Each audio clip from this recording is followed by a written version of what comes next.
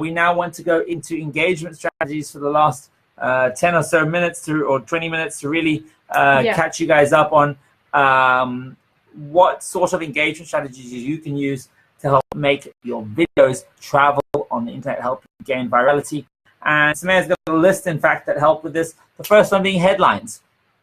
Before you even create a piece of content, we want to know what headline you are going to use. I wouldn't leave that responsibility to your social media teams. I wouldn't leave it to your communications teams. I think you should take responsibility for working out what the headline is going to do in your story. Yeah, because you as the storyteller knows the story the best. And so you'll understand who's going to want to share it and why they're going to want to share it. So engagement is the storyteller. So that's the first principle. We can move straight on to the next. So after the headline, we want to look at shareability. Yeah. Why should somebody share your piece of content? Does it make them happy? Does it make them sad? Does it make them proud? Does it make them angry? Does it make them inspired? Does it feel like they've discovered something new?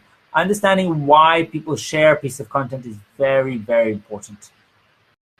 Yeah, it's obviously the share, again, I mean, we can say it 100 times, but what is that emotion? Groups are the next thing. If you are a carpenter, you should be part of every single carpentry group there is on Facebook, so that when you create a piece of video, you can drop it into all of those groups. Yeah, and so you know who the influencers in that kind of area are, who the influencers in that skill are. So you're ready. When you have a video about that particular skill, you're ready and you know who's going to share it. Yeah, so for each of the skills, and I don't remember how many disciplines there are, there's over 100 if I'm not mistaken. I actually can't remember. There's a bucket load of disciplines. For each one, you need to have loads of groups you can drop it into. Yeah. Hashtags are so important, guys. Know which hashtags are trending, know which hashtags are relevant to your subject matter. And we showed you guys the little tip or trick for Instagram stories discoverability, and that's again use of a hashtag to increase discoverability, to increase your reach. Ricardo is saying he had connectivity issues, exploring lighting composition. We'll go back. We can go back, but you can also scroll back. This is being explained all over this group. Really, really easy to access. Lighting, really easy. Keep the light behind you as the camera operator. Composition, make sure that the frame helps explain who the person is. Yeah, so if you're doing a video about hair, like a hairstylist or haircutting, then you want to have the tools that are available to do the haircut in the background, so that the audience has some sort of, even if they're not listening to it, they have some sort of visual to say, this is actually what's happening and this is what this person does. Yeah. Jumping back into the sharing strategies, hashtags are very important, pages are very important. The next is comments.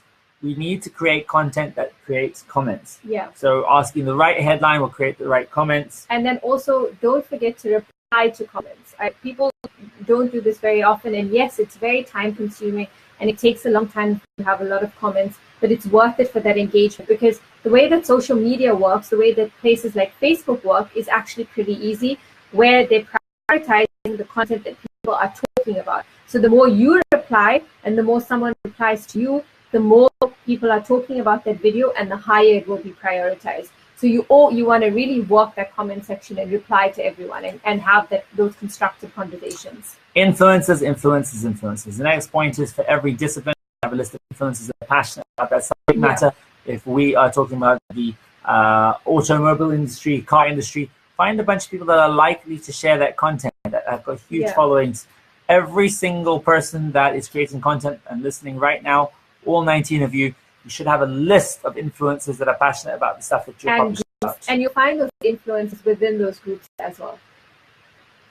And then cross-posting. Cross-posting means finding other pages, other brands that might be interested in sharing and cross-promoting your content. Really important. Yeah, and the really amazing thing about cross-posting is that it doesn't work just like a normal share, where in your headline it says, #our stories shared WorldSkills video. It looks like a native piece of content on both the platforms. So whether it's on #our stories or whether it's on the WorldSkills page. So it really looks like native content, and again, that works well with the algorithm. And also your audience feel like it's not just something that's regurgitated, it feels like something that's authentic and that fits with that brand. And as a special prize to everyone that stuck around, I just want to show you guys a couple extra apps that you can use to create engaging content. So Sameer's going to run you through a few of those apps. I'm going to go into my MOJO apps, and here we'll talk about Android as well, and what you can use for both iOS and Android. The first is called Pick, Play, Post. And the beauty of this app is that it repurposes content quite effectively. Let's, for example, imagine that we have a piece of, we have 2 pieces of vertical video that we want to put into a landscape canvas. We're going to press the classic button.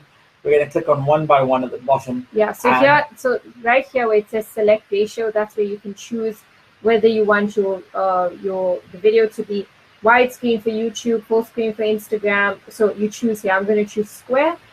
And we're going to click on the 2 verticals to go to the 2 verticals into the square frame. Right here. You can choose whichever one you want. And we're going to add 2 verticals into a square frame. Or non-verticals. Choose that one? Yep. So we're going to grab that. We're going to plonk that in there like that. And in the right, we're going to put an image from WorldSkills apps. Anyone will do? Actually, this one is not a... I'll just do the triangle, yeah? Because that's what we're talking about. And we're going to press the done button, and we're going to press preview. Hey, we are doing a cool WorldSkills workshop, and Crispin is going to tell you exactly why.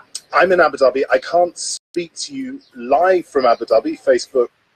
Yeah, or... So really easy where you can put videos with images. And remember, there's loads of different options that you can do. You can add lots of videos, lots of... Let's try another example. Let's try changing that 1 by 1 into a 16 by 9. And in one side of the screen, we're going to have me talking about WorldSkills. And the other side, we're going to have some footage from that WorldSkills documentary that we pulled. So you want to do the double again? Yeah. And on one side, we're going to grab a video from that WorldSkills documentary that we watched, like so. And on the other side, we're going to grab... it's just loading the video. Yeah, it's taking a little while because it's a big one. And on the other side, we're going to put some images of me talking about that video. So we've got a side-by-side comparison. It's going to look really, really cool. I like this app a lot. I think it's a really quick way to repurpose content. And most importantly, it's really, really simple to use. You can have music on. And we're going to grab that like so. Let's have the music, obviously, from the actual video. Just loading it up. Cool. And on the other side, we're going to put a bit about me talking about the event, which was the last major link that I did, like so. And we're going to chuck that into there in 5, 4. Actually, this makes more sense. 3, 2, 1. Either way, and we're going to export it. And we're going to, so we're going to play it as full screen. Hey guys, I was so privileged to be in Abu Dhabi for the last WorldSkills.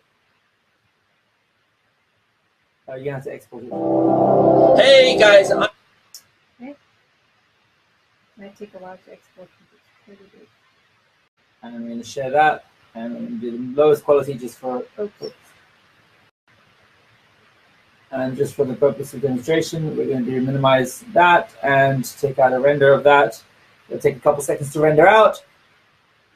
And just showing you so many different ways you can format and produce content around these big stories. Of course, many of the WorldSkills videos, while very high quality productions, are often very corporate kind of look and design, and they're often sometimes made to appease the clients and the sort of sponsors and these kinds of things.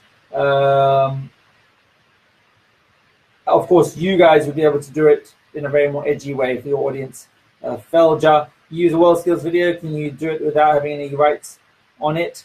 Felja, you'd have to speak to Shauna and Crispin, but I would imagine that they would have a copy left kind of policy. They would be very open to you guys repurposing a lot of their content. I think their end game is to try and get the word out there about WorldSkills, but again, they would be the best people to answer that question. And here's a little thing you could create like that. Guys, I was so privileged to be in Abu Dhabi for the last WorldSkills. It was such an amazing experience seeing people from all over the world descending on one place to really show their talents, to share knowledge, to increase general awareness about absolute critical need for skills around the world. I definitely think it's an inspirational event. It's great